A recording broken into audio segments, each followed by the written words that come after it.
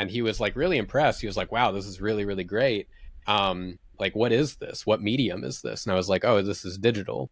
And he's like, what do you mean? And I was like, well, I painted it like on Photoshop. And he's like looking at me like bewildered, like, you can do that? And I like looked over at my mom and I was like, what? And my mom kind of looked back at me, and I think that's when she realized. She was like, oh, you're like ahead of your time a little bit. Like, it's like, I think she realized like I'd basically been going to college but online since I was 13 or 14, because I was learning from all of these other artists around me, and I was reading books, and I was like taking in all this information without having to actually go to a school.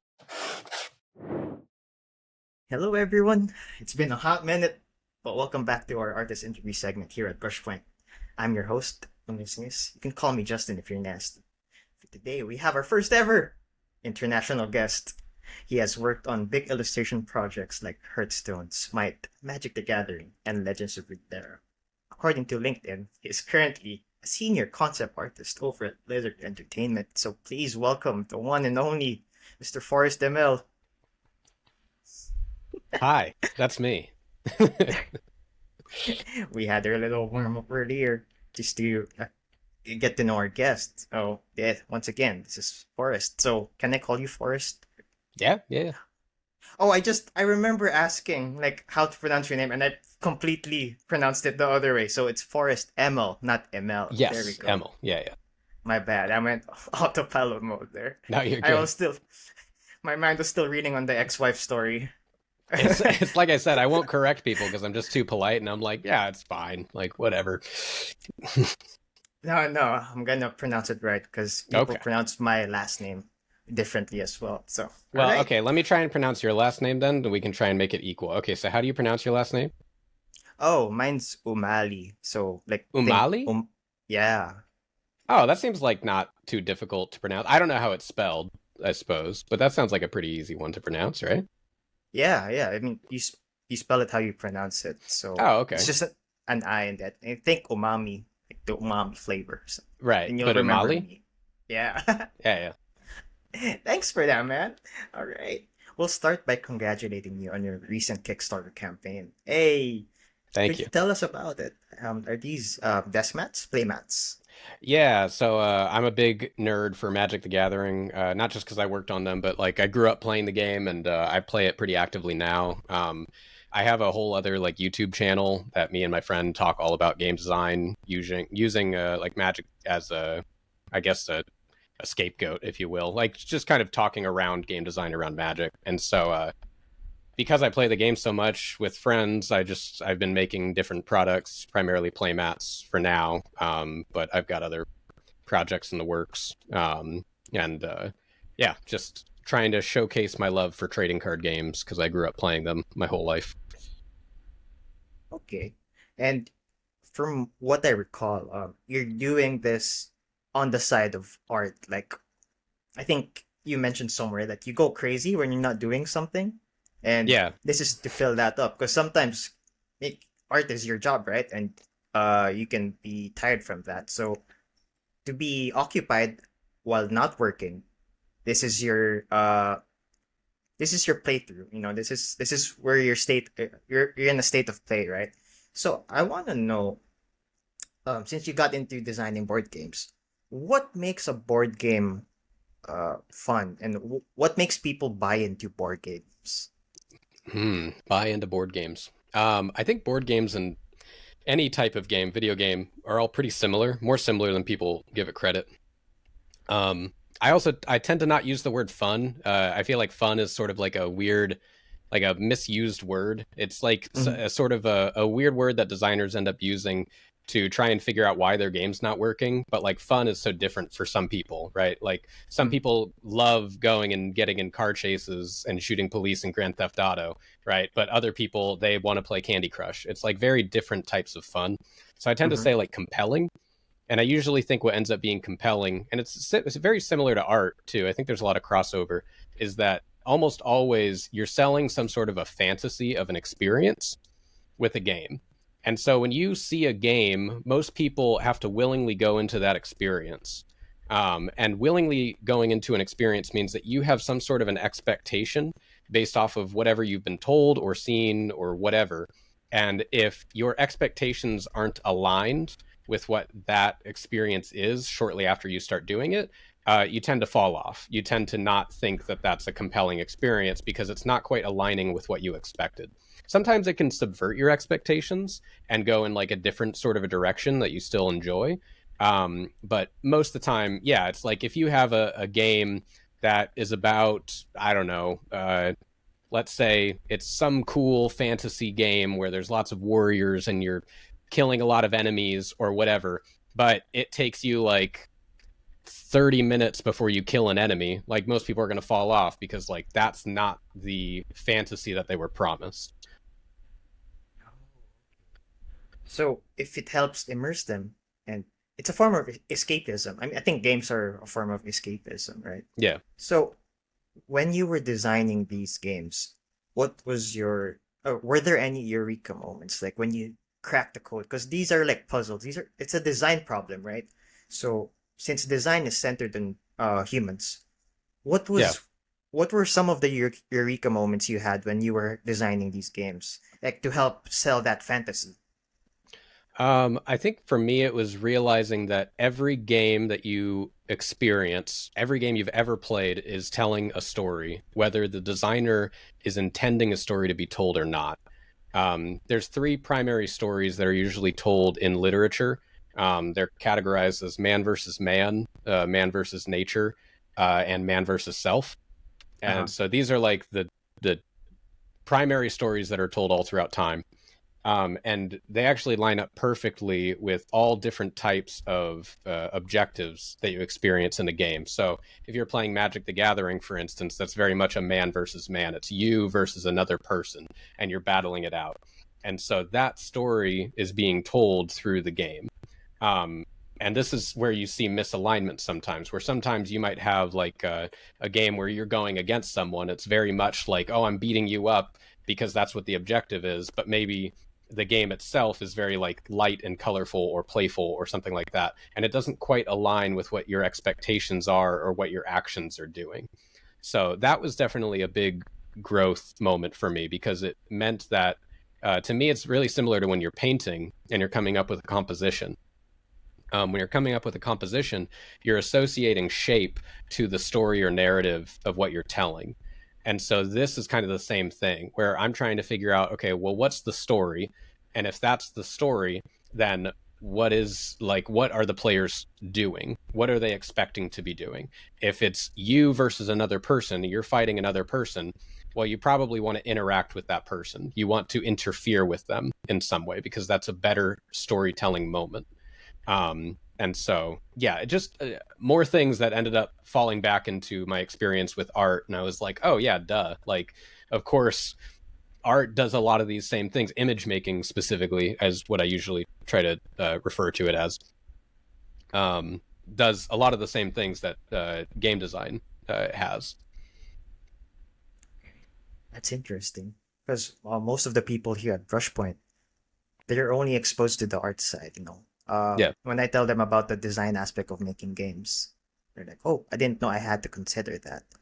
So speaking of considering, you talked about making an art piece or making an image. So Yeah. when you're making an image, how do you know when the current course of action that you're taking isn't working out? Like, at what point do you abandon the plan and you start rethinking your approach to, let's say, could be a design for a game or it could be an artwork? Yeah.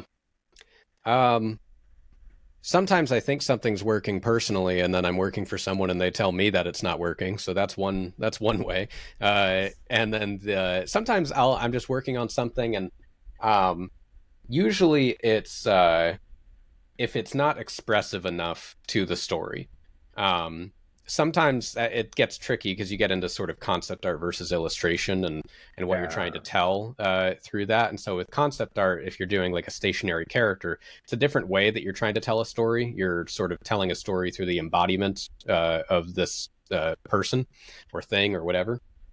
But if you're working on an illustration, a lot of the times that story is told through usually like expressive abstract shapes. um, that are used in tandem with one another. And then if it happens to be like a character that's in that story, that's just part of the shapes that are being associated with that story, I guess. So if I'm working on something and it's, let's say it's like some sort of a cool, calm, collect piece, maybe it's like a little melancholy, it's should be like kind of subtle, probably have softer shapes, probably nothing too aggressive. So if I end up having like these sharp spikes sticking up or whatever as I'm like sketching things, I like scrap it immediately. I just like turn off the layer and open up a new layer because it's just I can get a feel for when it's going against what the overall mood is supposed to be. Thank you for that answer. And that's coming from a senior concept artist, guys. And now you guys know the secret sauce when making your concept art pieces. I got a question because some of the students here they come from an illustrator background, and it's well, we all agree it's a rookie mistake when they apply for a concept artist role. They come with a illustrations portfolio, yeah, illustration portfolio. Mhm. So, as a senior concept artist in Blizzard, what are some of the things you see people that apply do? It could be pet peeves, or it could be like big no-nos for you, just to help out Mhm. the younger artists here. What? Sorry, can you repeat that? What are some of the things that what do? Um, Applicants do. Oh, applicants. Yeah. Oh, um, I think it's a lot of kind of what you said is that if your portfolio doesn't showcase that you can do that particular job, so I'll see like concept artists apply for illustration jobs and vice versa. The other thing is seeing people that their portfolio is more a recreation of other people's portfolios. You saw this a lot back when more people were getting into sort of AAA realism around the time of Last of Us. That was very Yeah. popular, and it was every art student's portfolio was just like torn down like ruins of buildings in a post-apocalyptic world. Um, and like to the point that it's good that you can showcase the skills that you can make a scene like this and make something realistic, but it didn't really show that you are like able to come up with new ideas. And as a concept artist, a lot of the times that's what you're trying to do is that you're trying to either you're trying to inspire team members that are going to work more into the production side of things, or you are working closer to production and trying to showcase either to like environment artists or level designers or whatever what the actual like place is going to look like. But if what you're doing is just having a portfolio that is just showcasing like, look, all these other portfolio images that I'm seeing on ArtStation or whatever, it's like Last of Us, it's League of Legends, it's insert image, whatever, vague AAA game uh, company that everyone looks at. If you just have a portfolio that looks like you're trying to match that portfolio, you're going to be immediately compared to those people. But the further you get away from that, and have a little bit more unique of a twist or spin on whatever your portfolio is, now suddenly you're not going to be compared necessarily to those other artists. You might be offering something that like no one else is offering. And that's for concept art and illustration. That's for everything. That's some sage advice. Because up until now, most of the advice I hear is if you can look at the studio's portfolio and if your work can look like it belongs there, you're in a good spot. But I I think like what I you think said. that that's still true to an extent. It depends on the role. If you're doing production art, right? Like if you're trying to be like a prop artist, or something like that for like an established game or IP, then yeah, you need to be able to show like if you want to work on World of Warcraft as a prop artist, yeah, you need to show that you can draw props in that style and then you can paint props in that style. So show the like the minimum of what the job is, but always try to have something in there to stand out because everyone's portfolio that's trying to do that is making a treasure chest, they're making crates or barrels, or something like that, right? But like what can you do to stand out amongst them, amongst all the other student portfolios?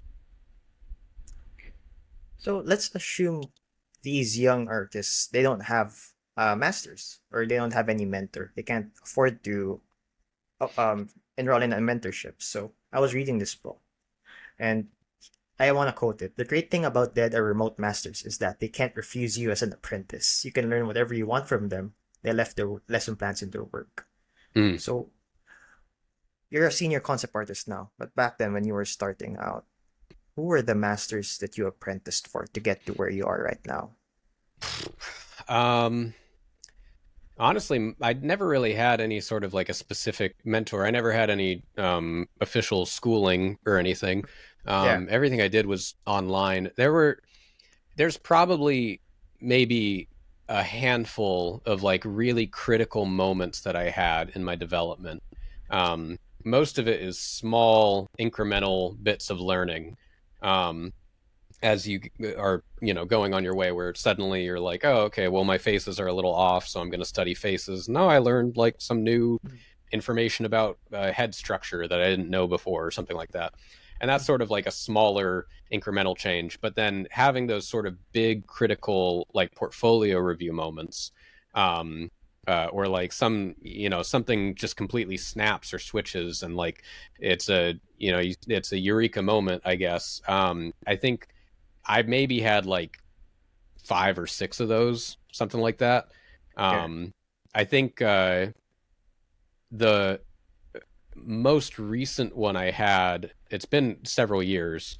Um, and so it's just all going downhill from here. But I think the last major one I remember is my buddy Daniels. He's another artist, works in the industry. He's working for Riot right now. Um, he he was kind of the opposite to me in that he was very precious about all the work that he posted. He barely posted anything for his portfolio. I posted everything. And so I ended up getting like jobs whether I was ready to do them or not, because I'm just like getting in front of things.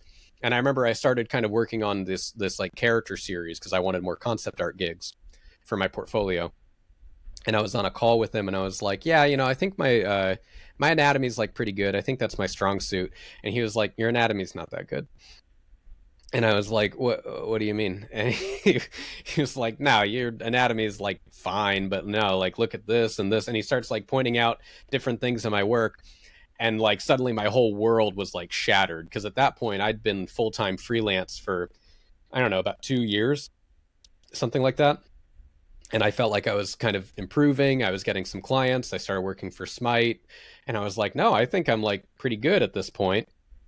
So for him to tell me that, kind of had me like check my work, check myself, and realize that like technically, yes, at that time I probably was capable of working for Magic the Gathering. I was capable of working for Smite. I was capable of working for maybe 70-80% of the industry at that time.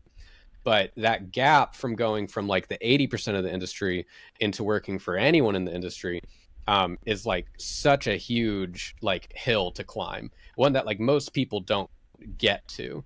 And I see it a lot even with like really established artists. I'll see a lot of artists that work for some pretty big clients, and after I got that feedback from my friend Daniels, I started evaluating my work and really worked hard to improve my drawing skills and my anatomy. And now I can't like unsee it. Where, I'm probably annoying whenever I stream on my Twitch or whatever, and I give people feedback. I think 99% of my feedback is like, yeah, you just got to like work on your drawing. Your drawing's just not good enough. Because most of the time that's the case. Like I think drawing is the thing that people end up thinking that they're really good at and thinking they are understanding, but are just not understanding. So anyway, that was like a long-winded way of explaining. But basically, I didn't have any necessarily exact mentors. I just had a lot of friends in my life that ended up giving me bits of feedback periodically that made me realize I was full of myself and had to check how good Oh, I you actually was. hey, you need that. Like sometimes you can't check yourself. Other people have like fresh eyes for that. No, Yeah, that was great. Because that gave like people bigger image of like how did you start, right? And they can hopefully emulate that, and they can hopefully find people to help keep them accountable or like to check their work. It helps being in a community because I think yeah, people grow faster, more efficiently if they're surrounded by people with the same goals or same likes, right? Well, you yeah. mentioned the hill. Let's talk about that hill, like climbing that hill. And I don't think people talk about this part of becoming an artist because you said right there, there is the certain hill that you gotta climb, and some artists might not even finish that climb, right? So let's Mhm. talk about the struggles. Let's really get down to the mental challenges involved in having art as a career, and especially as a freelancer. So here in the Philippines, I can't speak for other Asian countries, by the way, but it's pretty normal for us to still be living with our parents up until we're Mm. married. Sometimes people still live with their parents even if they're married. It's Yeah. a cultural thing. Okay. However, I don't think that's a case there in the US. No, So, well, not at all. yeah, it's not right. So, what was that conversation like with your parents when you told them about going straight to working after high school? Yeah, that was like a big turning point, I think. That was a pretty critical moment in my life because I was already from the age of like 13 or 14 already on art forums. And I was like seeing like Miles Johnston, if you're familiar with Miles Johnston's work, like he was kind of coming up at that time. I followed a lot of Dave Raposa's stuff. He was kind of coming up at that time.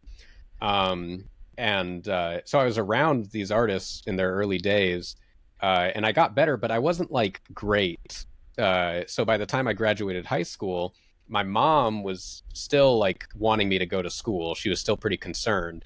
And then I remember we went to go visit an art school up in Portland near where I live, and I got a portfolio review from their head of illustration at that school, and I had a little like tablet, I think, or like a laptop or something at the time. I don't know, but he was going through my portfolio, and I had like digital paintings and stuff on there, and he was like really impressed. He was like, "Wow, this is really really great. Like, what is this? What medium is this?" And I was like, "Oh, this is digital."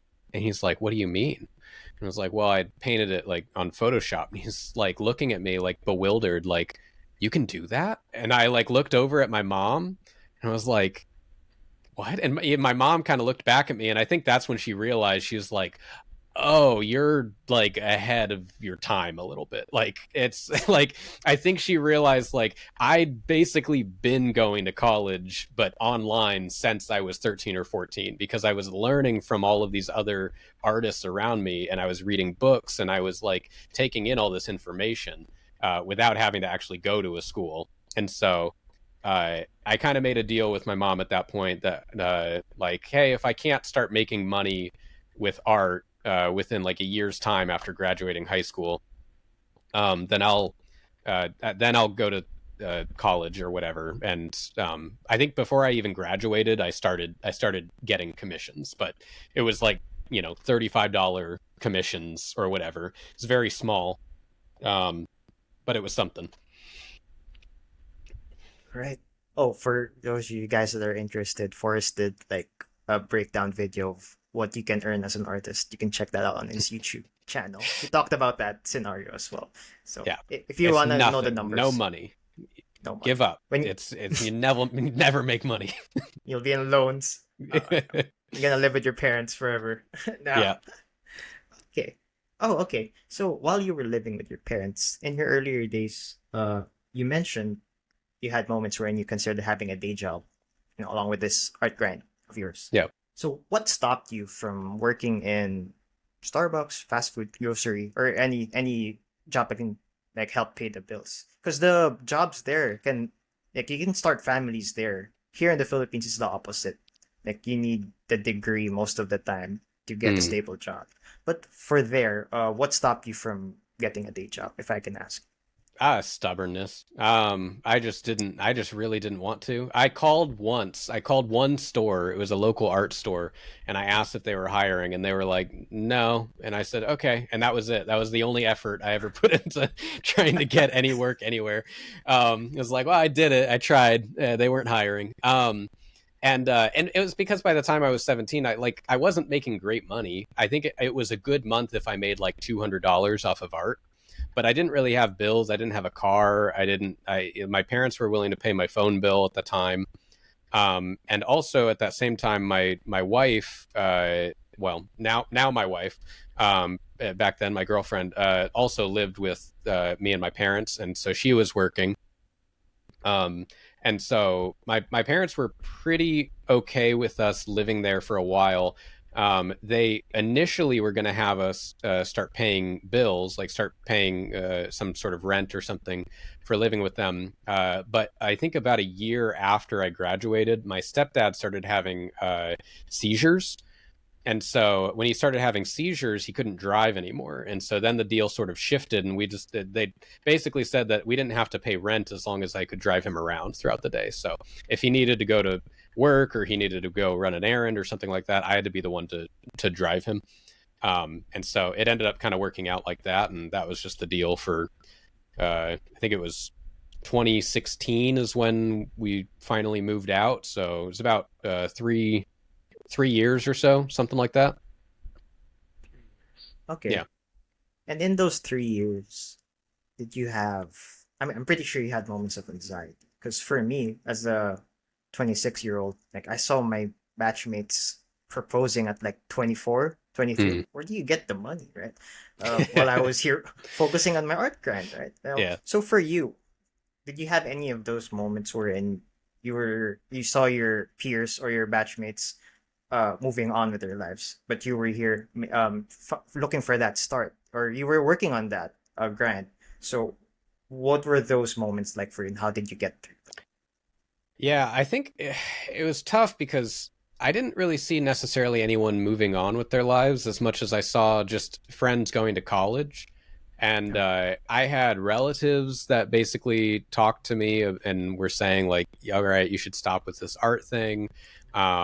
It's never going to make you money. You should go to school. This is embarrassing, stuff like that. I one time had a friend that a friend of mine that actually introduced me and my wife to each other. He took us out for dinner to both of us. My wife also wasn't going to school at the time, and he was like, "Oh, I'm just so glad I'm in school. Like, I don't know what I want to do, but I just feel really bad for all my friends that aren't going to like school and doing something right now." And my wife and I like looked at each other and we were like, "That's us. Like, that's literally the only friends that you have that aren't doing that." And so it's just a lot of like weird moments like that. And then what ended up, I mean, panning out, ironically enough, is that a lot of my friends either ended up dropping out of college or they ended up doing something else after college. But I ended up starting working full time for a studio prior to any of them graduating. So I think I was 20, was I 21? No, I got Oh, my first studio gig when I was 20, I think. Um, cool. and maybe 19 or 20, something like that. It was 2014 is when I started working for a studio called Super Genius, which is an Yeah, outsourcing studio in Oregon City.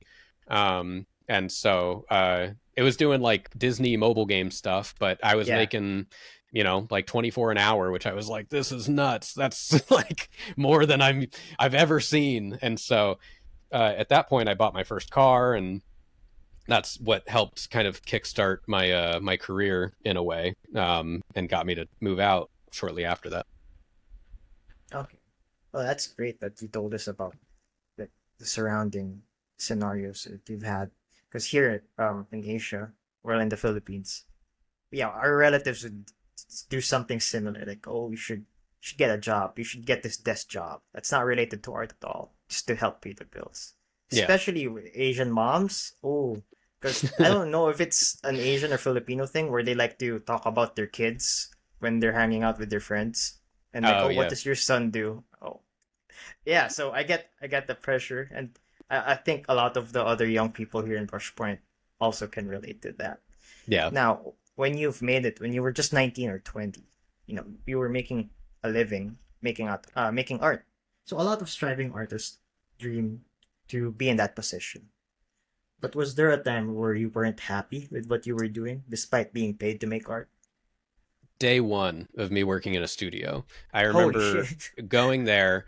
I became friends with a local artist named Brandon Leach, who had been working in the games industry for a few years at that point, and he ended up hooking me up with the job. Um, and I remember when we first started talking, I was like all in on Magic the Gathering and Blizzard and all these big studios. I was like, that's who I want to work for. I don't want to work for Zynga. I don't want to work on Farmville or whatever. I was so against it. And then a couple years went by, and at that point, I was like, "Fucking get me in! Like, I don't care. Like, I'll do anything." um, and so day one, I was there, and I really wanted to prove myself. So I was given a task that was like a 2 day long task, and I was like, "I'll do it in one day. I'm gonna show them." And I remember Is this after that, the planet thing? The planet yeah, asset? yeah, Yeah. it is actually. Yeah, it's super genius. I worked on a few planets and some other stuff for a mobile game.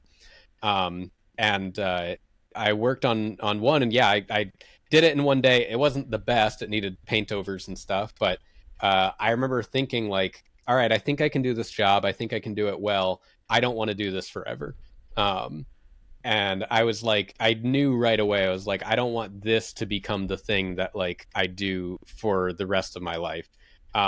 I eventually found out that maybe it's just not even like commercial art in general. There's a lot more to it than just that. But I think yeah, I was it kind of came and went. I eventually actually learned to really enjoy that type of work, because there's a part of it that when you're working for a project on like Blizzard or you're working for Riot, especially when I was doing like splash work, I can't have like a bad day when working on that stuff. Like I can, but it's going to be a lot harder for me if I'm not really on top of it. So I was always like studying. I was doing lots and lots of drawings and prep work for every splash image I did. But when I'm doing like mobile game asset stuff, I could just show up to work that day and be like, whatever, like, all right, I'll just like, I'll, work on a cute little rocket ship thing. And it's like fine. It's very low pressure. And so there's something that was very like comforting about not having to always be like top performance, top tier, technical skill level or anything like that. Okay. How do you keep it fresh? How do you keep things fresh while working? Hmm. Um, I usually try to find some sort of this is like a personal philosophy of mine is that I always try to have a balance of consumption versus creation. Is that I find a lot of the times that if I am like feeling drained and uninspired and unmotivated, then chances are I'm just sort of like cycling through creating a bunch of things that's just like in my brain. But if I'm consuming new things and having new experiences, then it sort of reinvigorates that creation part.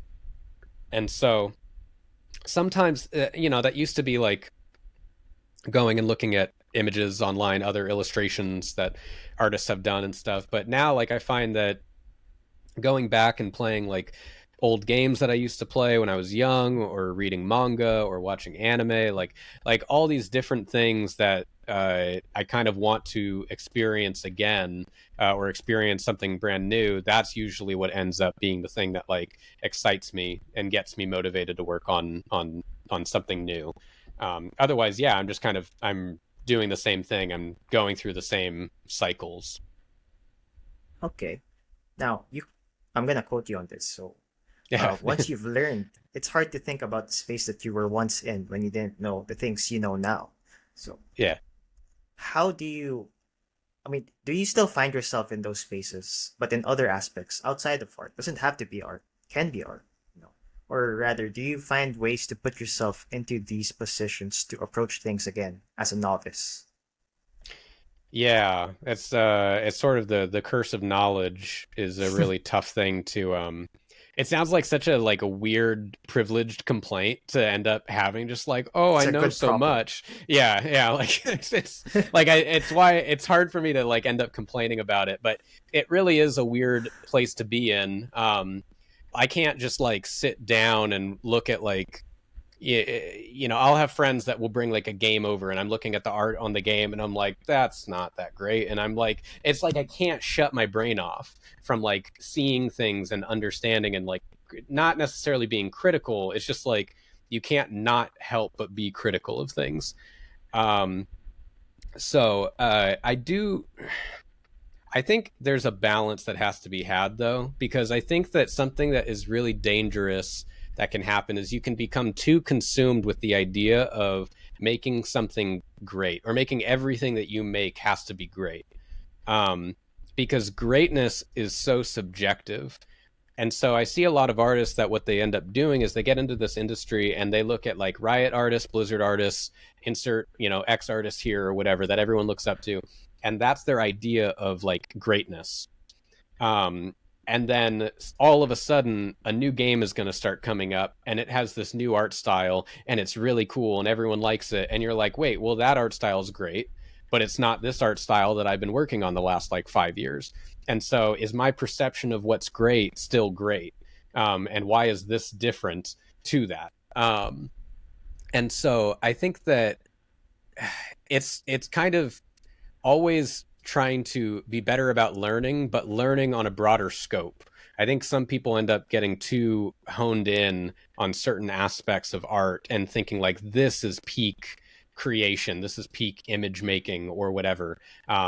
And it ends up sort of distracting from what the real purpose of commercial art is in our cases, right? And working on commercial art is like we're we're marketing, right? In a way, without us, there wouldn't necessarily be the visuals to help inspire people to end up paying money for whatever product it is that we're helping sell. Um, so unfortunately, that sounds maybe a little sour, but like I do think a lot of the like artsiness of it, right? It's why I prefer saying image making, is because like we technically are doing art, but we're doing a very specific type of art. Um, and so a lot of the times we're not doing the sort of abstract modernist approach where we're really questioning the meaning of art. Most of our job is painting cool knights and selling League of Legends skins. And so like it's cool. There's a craft in there and there's something that we can enjoy about that. But like is does that make it any more or less great than any other medium?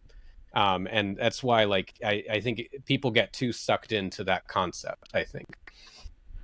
It's the design aspect of our career, of our profession. That's what we're doing. Aside from just making abstract stuff, we gotta address that gap between the art and the design and the human aspect of it. Like, how do we sell this? That's the problem that we're solving with the art. Yeah. And that's a great answer that you had. But were there times wherein you felt like stuck, Like what do you mean? like in that design process, or when there could be in life as well, like when you were starting out, could be right now. Like, or are there times where you feel stuck while you're working in art? Yeah, I think in art, but in general, most of my life has been art, so I guess it's pretty much just that. Yeah. I think it usually stems from not having a clear purpose or direction. Um, I think the biggest I had was I almost like dropped everything when I was living with my parents and kind of gave into going and getting a job because I just had like art block for like 2 weeks. It was like the longest stretch. I just couldn't. I felt like nothing I did was good. I had no good ideas. I couldn't figure out what was going on.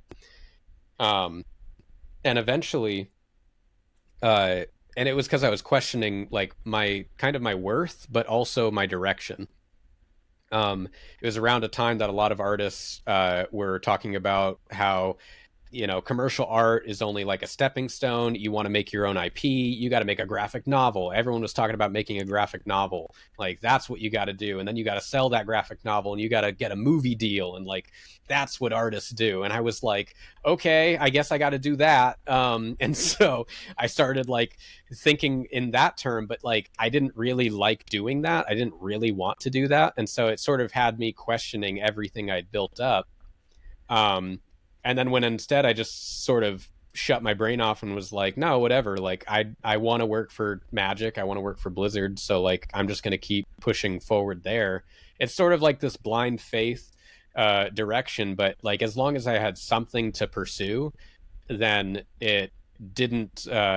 It meant that I kind of knew what the next steps were, right? But if I didn't know where I was going, it didn't I didn't know like how I could end up waking up that day and knowing what I was going to end up working on. And I see that happen with a lot of artists, is that a lot of artists are like, I know I want to work in the industry. It'd be cool to work for any of these one clients, but it's such a broad spectrum that you like don't know where you can start working and where to lean and stuff. And it makes me feel like it's not necessarily that you want to pursue any of those things, that you want the life of an artist because you want the ability to draw really well, and this is the closest path you can see to getting paid to do that. And there's so many other paths to take, but I don't know, that's usually when I feel stuck. I think you hit the bullseye on that one. So I don't want to name names, but I've heard some similar scenarios over in the server. So Yeah. those are for you guys. So that was perfect, man. All right. And with the mountain behind us, that mountaintop that we were talking about earlier, we have one more question before we move on to the critiques. Cool. So, as that 17-year-old kid from Salem, Oregon, you know, we start from that.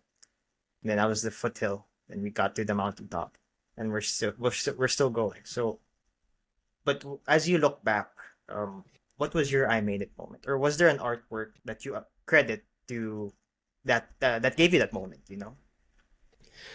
Oh man. um I had, I think all of my I made it moments ended up being crippling anxiety and self-doubt. Damn. That then I later realized I was like, oh, this is making it, I guess. One was, I'll say two. One was when I got hired to work on Artifact, Valve's card game, because I got the email, and they said that they were looking for Magic artists, and I hadn't worked for Magic at that point. So I was like, "Do you have the right guy? Like, I don't know what you mean." And I think I even clarified in the email. I was like, "I haven't worked for Magic," and they're like, "No, yeah, we know, but you're like really good, so we want to hire you." And I was like, "Okay." And they were paying like way better than any other client I had at that time. I think at that time, the highest I'd been paid by any individual client for an illustration was like maybe $1,000, something like that, with maybe 1,200, and that's for like splash art. That was probably Smite. This was like $1,700 at a minimum for every card illustration for Artifact, and they were willing to give me like five right off the bat. And so I was like, oh my god. And I just remember like the first morning that I got offered the gig, I just like sobbed in the shower. I just like took a shower and just started crying because I was like, I don't know what to do. Like, I don't know how to handle this. I don't know if this is like good, if I'm deserving of this, all of that stuff.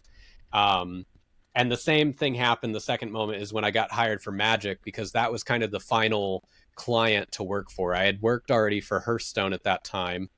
And so Magic was like that final thing that was like, okay, that's the last thing. That's the only other pursuit I ever had.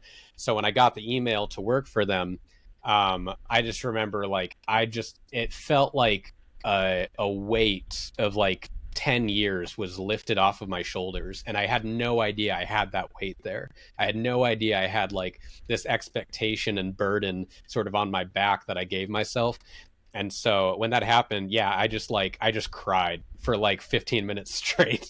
Just In the like shower. horrendous crying. Not in the shower this time. It was just in my office on the floor, but yeah, just couldn't, I don't know, it was, I couldn't believe it. And then 2 weeks later, you know, I started working for them, and was like, this is fine.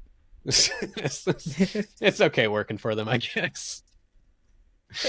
It just sunk in. Wait, how old were you when you got the Magic the Gathering gig? So you I started art was when you were 17, right?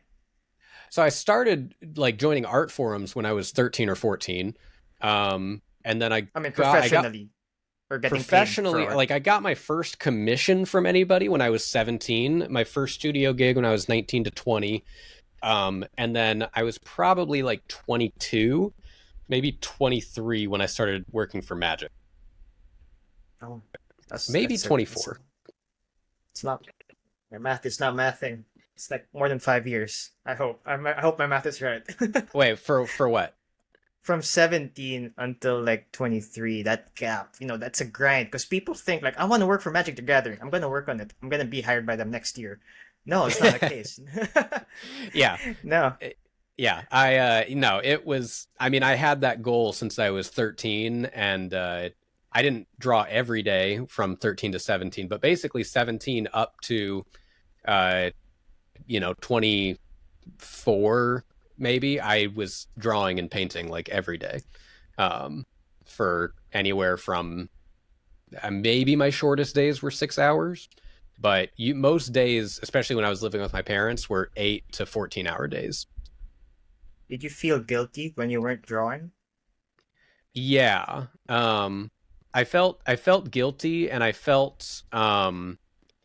realized I became very disconnected from everyone in my life. Like, I stopped hanging out with friends. Luckily I reconnected with them, but like there's some friendships that like still aren't quite the same. I was best friends with some of my friends growing up and stuff, and then just suddenly stopped hanging out with them, stopped agreeing to plans.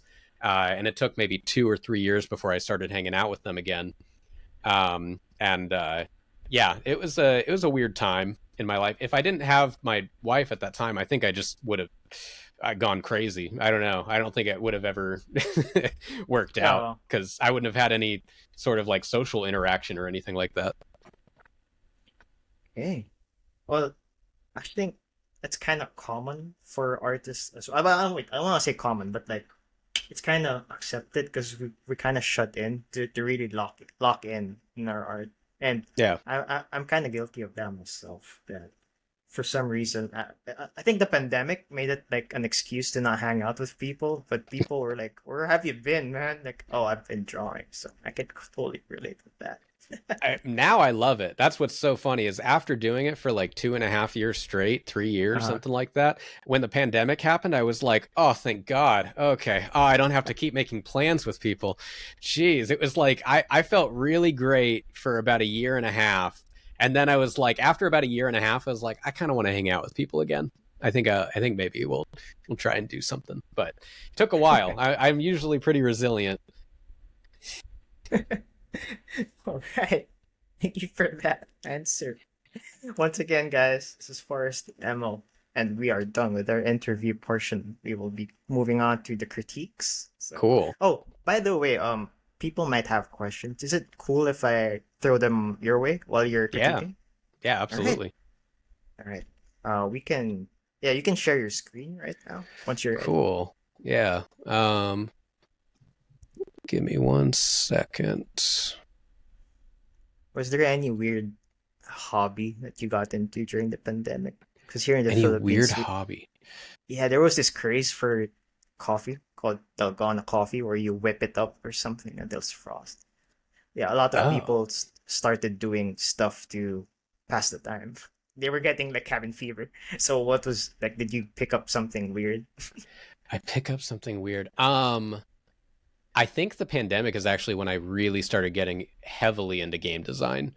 Um, I did a couple things. I experimented with making comic books and stuff like that. But I think game design is like really that's when I went all in because I had met um uh my friend Gavin that I co-host the YouTube channel with and stuff that we do, and he introduced me to our friend Tyler and Kevin, who he worked on a game with, and so basically, like once a week, we would meet up and we would talk about game design. We'd show games, play test stuff, and we did that pretty consistently for about 2 years, and now still do it actually.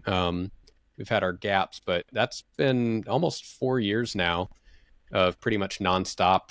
Like once a week, we'll get together and we'll talk about games. So I guess that's a weird hobby, I suppose. It's not the Um, weirdest I've heard.